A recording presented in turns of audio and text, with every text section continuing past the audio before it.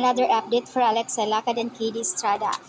Katie and Alexa nailed this scene, and they proved to us that they aren't only the hottest musical pair, but they are also versatile and dramatic actress in this generation.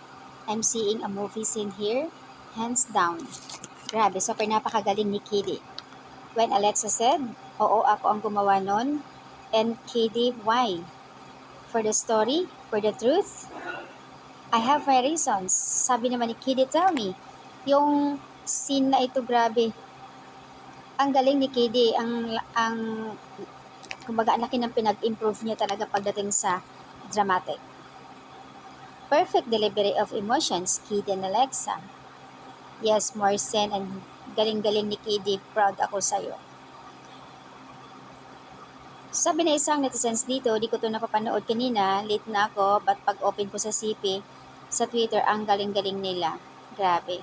Yung batuhan sila ng linya. In fairness naman, sila yung mas maraming scene talaga sa PPP.